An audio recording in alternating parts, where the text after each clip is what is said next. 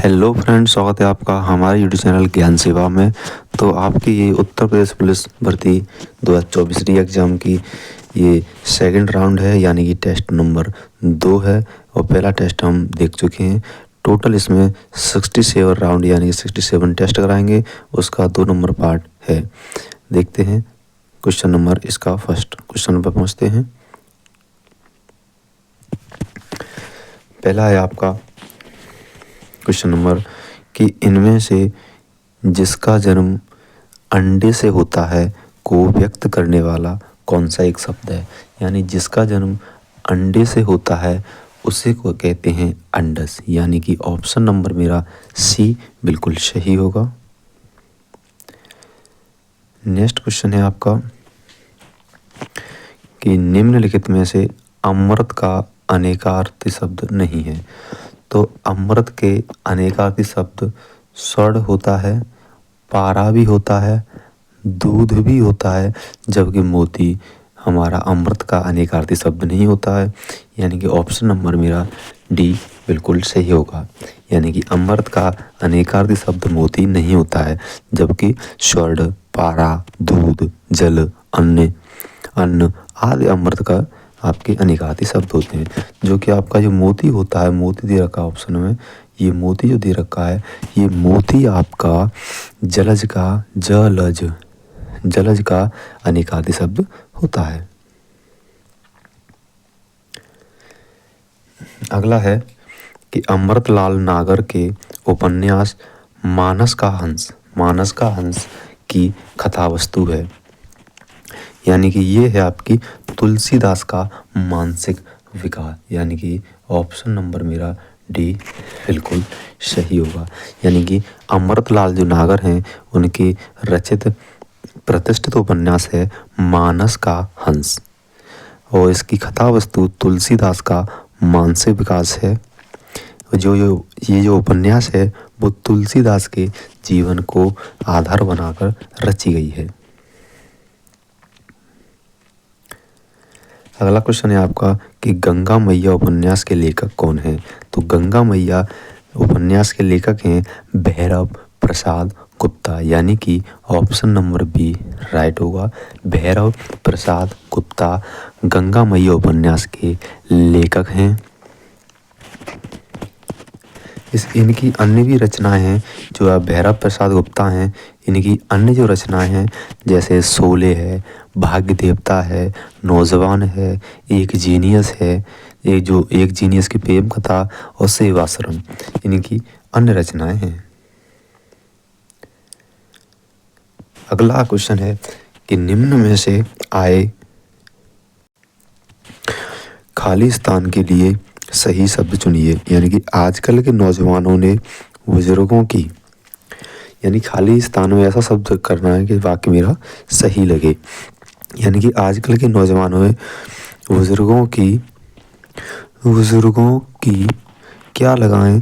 यानी कि अगर यहाँ मिट्टी लगा दें तो मिट्टी खराब कर रखी। यानी कि ऑप्शन नंबर ए मेरा सही होगा।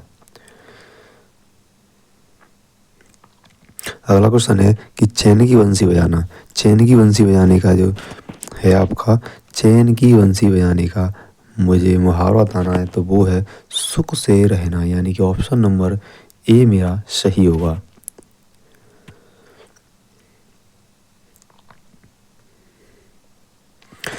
अगला है आपका लोग भूल गए हैं। यह साहित्य अकादमी पुरस्कार पाने वाले कवि हैं। लोग भूल गए हैं, ये साहित्य अकादमी पुरस्कार किसको मिला था। तो ये मिला था रघुवीर सहाय। यानी कि ऑप्शन नंबर बी मेरा सही होगा। ये इनको 1984 में दिया गया था। अगला क्वेश्चन है, अगला आपके सारांश है। सारांश के आपके 5 क्वेश्चन होंगे और 5 क्वेश्चन किस तरीके से लगाने हैं ये सारांश दे रखा है। इसी सारांश में से ढूंढ के हमको ये ऑप्शन लगाना है। तो देखो किस तरीके से हम इसमें ढूंढते हैं। ये सारांश दे रखा है, जब तुम इसको एक बार पढ़ लेंगे तो इसमें आपको दिखेगा कि इसमें जो गद्यांश का शीर्षक है, तो इस गद्यांश का शीर्षक है आपका निबंध की विधाएं। निबंध की विधाएं, यानी कि ऑप्शन नंबर इसका सी सही होगा।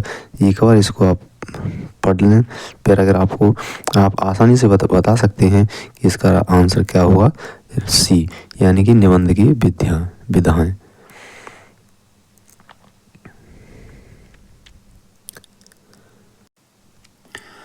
अगला क्वेश्चन है कि हिंदी में निबंध का प्रारंभ कब हुआ। तो आप इस पैराग्राफ में देख रहे होंगे कि आधुनिक युग में भारतेंदु और उनके सहयोगी से निबंध लिखने की परंपरा आरंभ हुई। तो कब हुई, भारतेंदु युग से, यानी कि ऑप्शन नंबर बी सही है। यानी कि इस पैरा में दे रखा है, साफ साफ पैरा में ये दे रखा है, यहाँ पे आरंभ किया गया कहाँ, भारतेंदु युग में। इसी तरीके से इसमें खोजने होते हैं। अगला दे रखा है निबंध के संदर्भ में असत्य बताना है। तो पैराग्राफ पढ़ने के बाद आप देखोगे कि निबंध को अंग्रेजी में कंपोजिशन और ऐसे के अर्थ में ग्रहण किया जाता है, सही है।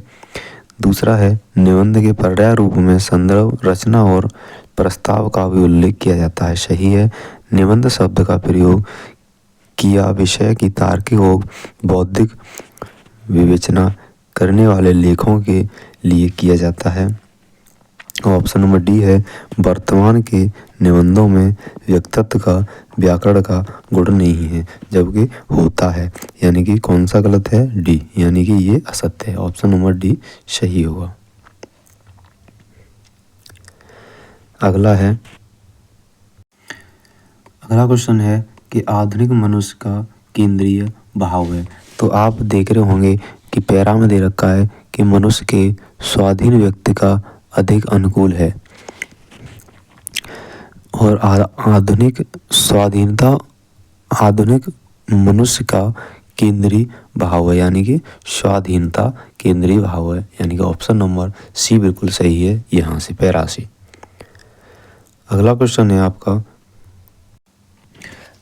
है कि भारतेंदु युग उनके युग के संदर्भ में कौन सा सत्य है, ये बताना है। पहला है कि गद्य काव्य विद्या का प्रचलन भारतेंदु से होता है, जबकि भारतेंदु से नहीं होता है।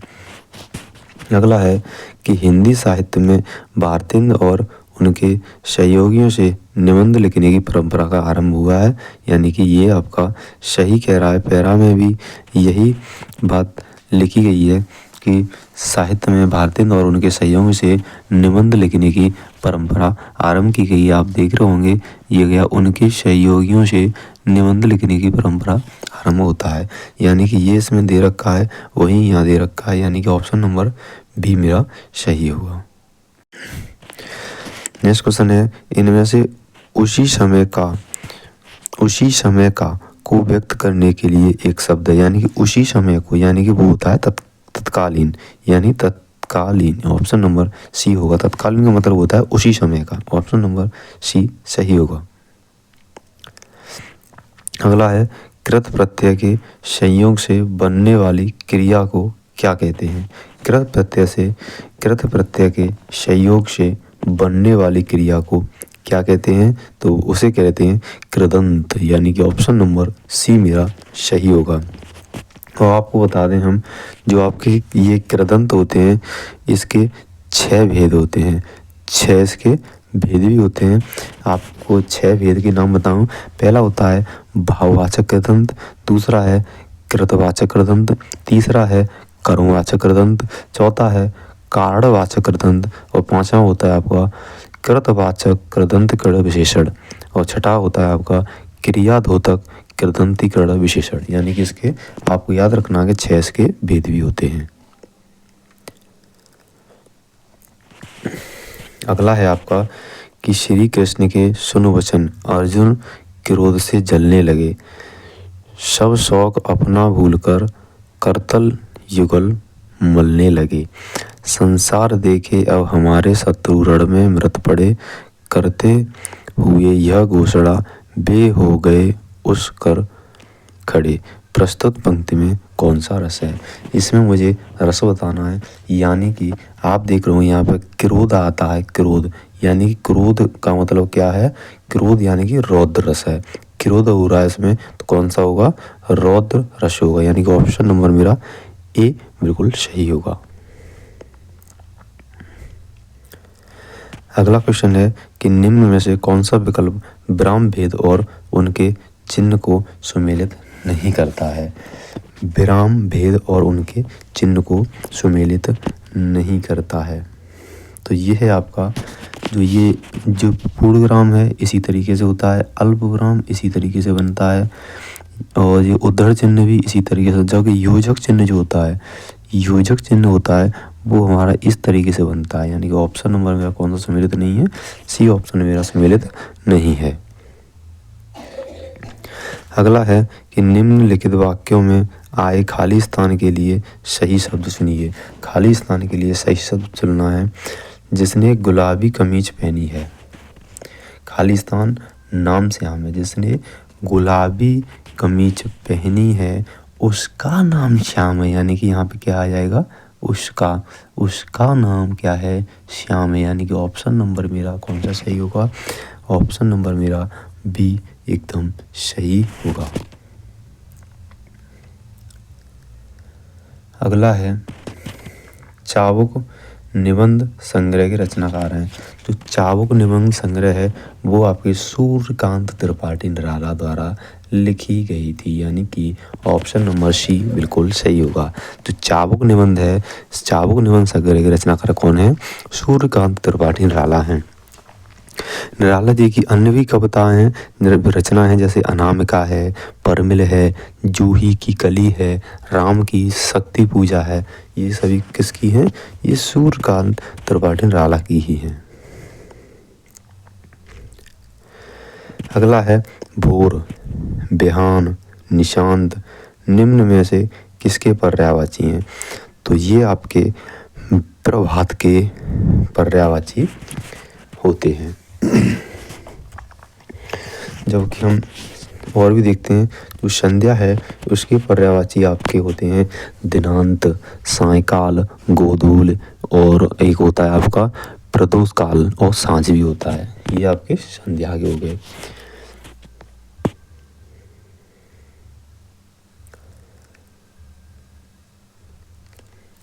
अगला है तुलसीकृत शब्द का समान विग्रह करने पर करणकार की कौन सी विभक्ति होती है।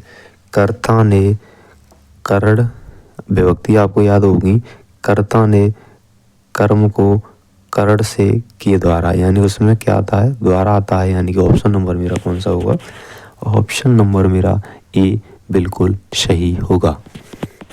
जो करण कारक होता है उसमें क्या आता है, द्वारा शब्द आता है। यानी कि ऑप्शन नंबर मेरा ए बिल्कुल सही है। अगला है कि निम्न में से कौन सा विकल्प वाक्यांश और उनके लिए एक शब्द की सही जोड़ी नहीं है। यानी कि जो बहुत बोलता है उसे तो हम वाचाली कहते हैं, जो कुछ नहीं जानता, जो कुछ नहीं जानता है उसे हम अच्छ कहते हैं, ठीक है। जो मापा न जा सके उसे अपरमेय कहते हैं। जो अनुकरण करने योग्य हो उसे अनुकरणीय होते हैं, ना कि विश्वसनीय। यानी कि ऑप्शन नंबर जो मेरा डी है वो मेरा जोड़ा सही नहीं है। ऑप्शन नंबर डी इसका सही ऑप्शन होगा।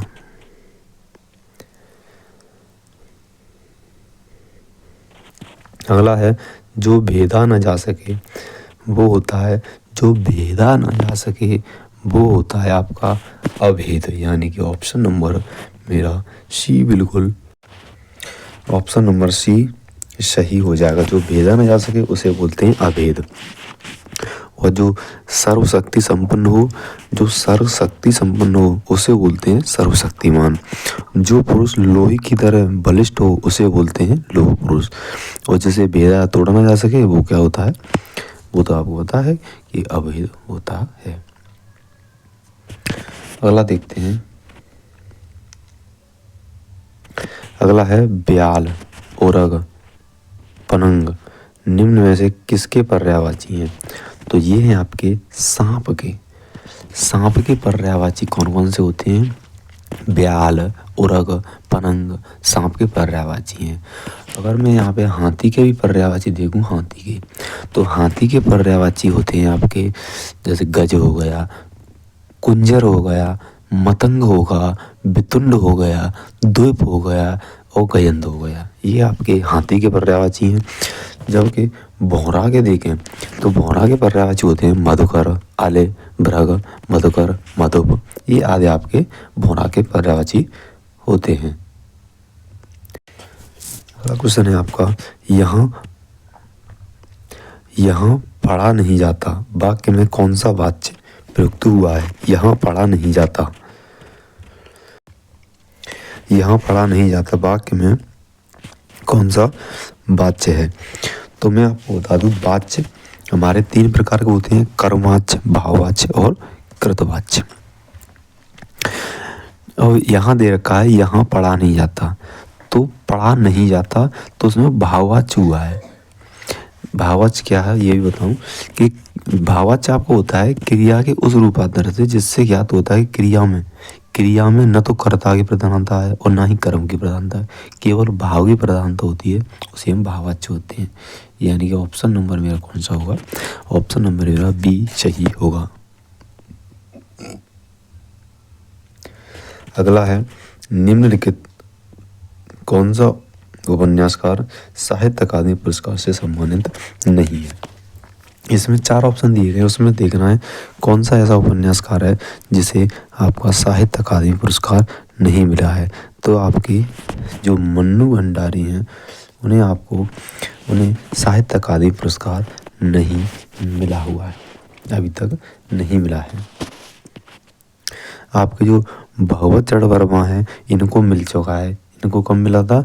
इनको मिला था आपका 1961 में मिला था। इनकी उपन्यास था भूले बिगड़े चित्र, उसमें मिला था इनको।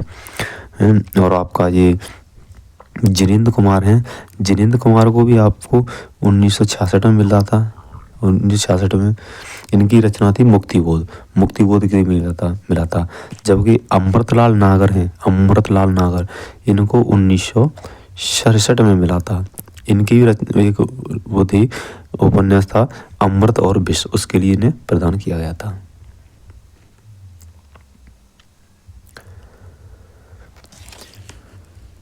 अगला है कि निम्न में से कौन सा विकल्प शब्द और उनके अनेकार्थी शब्द की सही जोड़ी नहीं है? सही जोड़ी नहीं है वो हमें बतानी है। अंक यानी कि चिन्ह, जोड़ी सही है। बी है कोट किला, एक प्रकार की वस्तु, ठीक। ये है बल उपहार, ये क्या है? एक कर होता है, ठीक है। और श्रद्धेय और तालाब, ये मेरा सुमेलित नहीं है। यानी कि ऑप्शन नंबर कौन सा जोड़ी सही नहीं है मेरी? तो ये मेरी जोड़ी सही नहीं है। ऑप्शन नंबर मेरा डी बिल्कुल सही होगा। जो आपका श्रद्धेय है ये तालाब अनेकार्थी शब्द से जोड़ी नहीं है।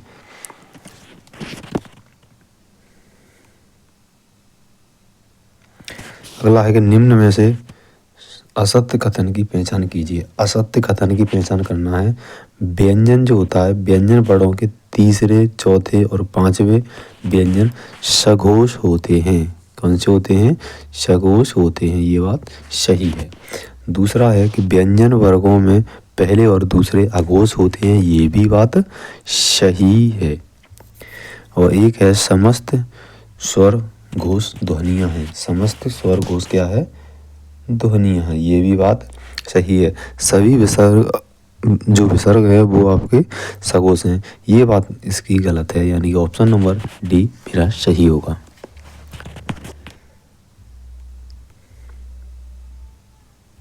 अगला है कि निम्न में से सही वाक्य की पहचान कीजिए। सही वाक्य की पहचान करना है। कृष्ण के अनेकों नाम हैं। कृष्ण के अनेक नाम, ये मुझे सही लग रहा है। कृष्ण के अनेकों नाम हैं, अनेक नाम हैं, यानी कि ऑप्शन नंबर मेरा बी सही होगा। कृष्ण के अनेक नाम हैं। अगला क्वेश्चन है क्रिया का मूल रूप क्या कहलाता है? तो क्रिया का मूल रूप ही क्या कहलाता है? धातु, यानी कि ऑप्शन नंबर मेरा ए बिल्कुल सही है।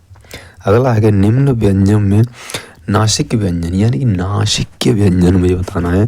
तो नासिक व्यंजन कौन सा है?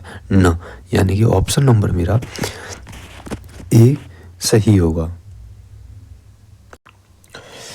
अगला क्वेश्चन है राजेश जोशी को साहित्य अकादमी पुरस्कार किस रचना पर प्राप्त हुआ था? तो राजेश जोशी को जो साहित्य पुरस्कार मिला था वो उनकी रचना थी दो पंक्तियों के बीच, यानी कि ऑप्शन नंबर 1 मेरा सही होगा। ये इनको 2002 में, कब?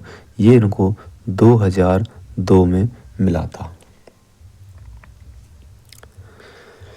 अगला है, सुरेंद्र वर्मा को साहित्य अकादमी पुरस्कार किस वर्ष प्रदान किया गया था? तो सुरेंद्र वर्मा को भी साहित्य पुरस्कार आपका 1996 में दिया गया था। इनकी एक रचना थी मुझे चांद चाहिए। कौन सी? मुझे चांद चाहिए, मुझे चांद चाहिए इनकी रचना थी, उसके लिए दिया गया था। ऑप्शन नंबर बी सही है। अगला है कि निम्न में से सही वाक्य की पहचान करनी है। मुझे इसमें सही वाक्य की पहचान करनी है, तो सही वाक्य देखना है। वे धीमी स्वर बोलते हैं, गलत है। वह धीमे स्वर में बोले, वह धीमे स्वर में बोले, यानी कि बोले, यानी कि ऑप्शन नंबर मुझे ये सही लग रहा है, यानी कि सी इसका सही हो जाएगा। इसमें कोई भी त्रुटि नहीं है।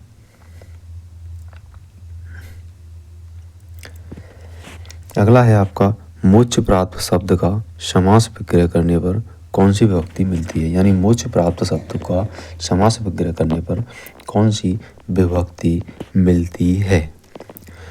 तो मोक्ष प्राप्त यानी कि मोक्ष को प्राप्त, तो कौन सा आ रहा? को आ रहा, को विभक्ति मोक्ष को प्राप्त, यानी कि ऑप्शन नंबर डी सही होगा। अगला है कि सांप छछूंदर की गति होना। इसका मुहावरा बताना है कि सांप छछूंदर की गति होना, तो ये होता है कि असमंजस में पड़ना। कौन सा? असमंजस में पड़ना। ऑप्शन नंबर बी सही है। अगला है कि निम्न में से कौन सा विकल्प सुमेलित नहीं है? सुमेलित बताना है कि कौन सा सुमेलित नहीं है। अनुप्रास, अनुप्रास में क्या होता है कि समान व्यंजन की आवृत्ति होती है, सही है, सही बात कही जा रही है। मुझे गलत बताना है कौन सा है, ये सही कह रहा है। बी है कि श्लेष एक शब्द के 2 या 2 से अधिक अर्थ निकलते हैं, ये भी सही है। तीसरा है उत्प्रेक्ष उपमेय में उपमान की कल्पना और संभावना प्रकट की जाती है, ये भी सही है। डी है संदेह, जहां उपमेय में उपमान के संदेह प्रकट किया जाए, ये आपका गलत है, यानी कि मैं गलत ही पूछा था, तो गलत कौन सा होगा? गलत मेरा ऑप्शन नंबर डी होगा। ऑप्शन नंबर डी मेरा इसमें सुमेलित नहीं है।